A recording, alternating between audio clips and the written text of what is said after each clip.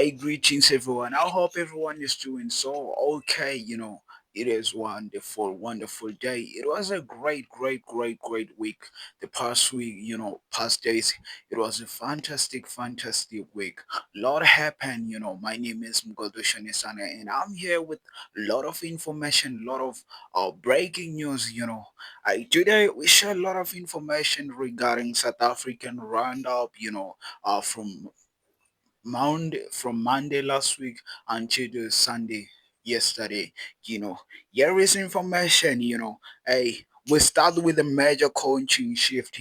Jose Rivera saying off his Orlando Pirates returner in style with a 3-0 win over Golden Arrows. He now has to Egyptian Giants Al Ali with Mandla Nkazi stepping as an interim coach of the pitch. Condolences poured in for Cassius Malula following the passing of his mother. He still managed to feature in wider AC 2-0 win. You know, we say congratulations to the winners. This past week, it was full of a lot of great breaking news. Lot won. Lot of teams won, nations won. What a wonderful way from South African under 20 to introduce themselves. Hey, South African under 20 Amajita broke their place in the AFCON semi-final and secured a qualification for the 2025 FIFA Under 20 World Cup in Chile. Lazolo Mago and the spot in the group stages, best ex the youth are rising. It is a day of reflection and celebration. Rivera stats at Pirates are impressive. 132 games, 80 wins, 5 trophies, including 3 MTN 8 and 2 Netbank Cups. A legacy, no doubt. Amajita prepared to face Nigeria in the semi-finals, while Dr. Kumalo celebrated Kaizer Chiefs' long-awaited return to silverware, likening it to a symbolic return from Egypt. Who thought maybe they could make it to final because everyone doubted us. They thought maybe we could make it. We couldn't make it to final. We couldn't win this competition. What a great way to introduce ourselves. What a great way to write our name on history books. I'm pretty sure that on the history books, our name would never go unrecognized. It is a fantastic day. I mean, meanwhile, the CHAN 2024 groups were released. South Africa finds itself in the tough pool with Uganda, Niger, Guinea, and Algeria. And across the pond, Lila Foster teams clinched promotion to the Premier League, finishing a record-breaking 100 points. It is, according to me, I think it is a great record. For Burnley finishing second with 100 points, equalizing, equalizing with the winners. Maybe they just needed a little favor so that they can make it again, win the title. You know, it is a great thing they made it. They made it to, to Premier League. They got a promotion, but I think it was going to be a great thing. It was going to have them a great image, winning this title for the second time and managing to do it consecutive. It was going to be a great thing for them. Hey, Rivera made it clear once always. He say he will never coach another South African side.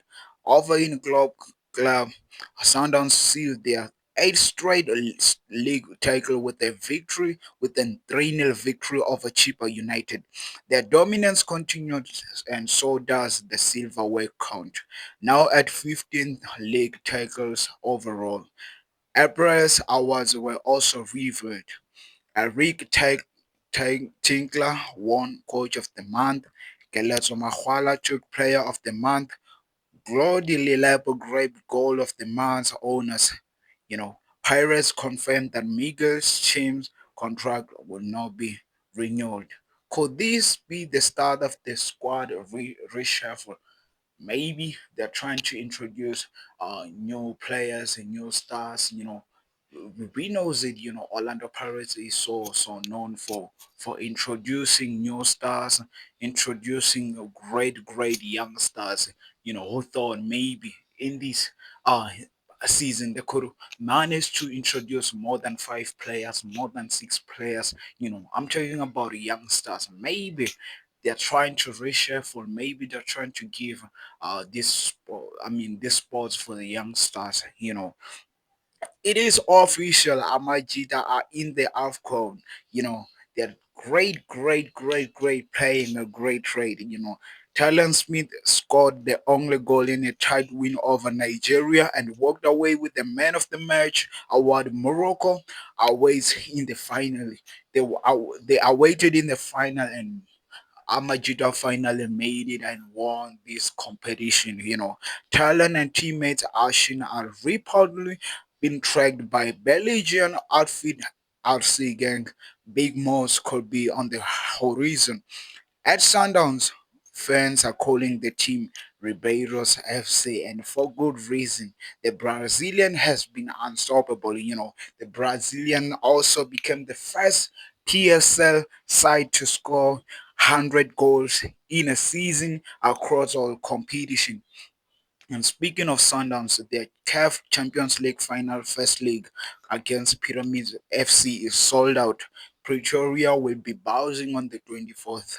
Meanwhile, Richards Bay have made it clear that Yanela Mbutuma is not for sale, and despite serious interest from Kaizer Chiefs, Orlando Pirates, and Amazon FC, CAF will unveil a brand new Champions League trophy on the 20th, 22th of May in Johannesburg.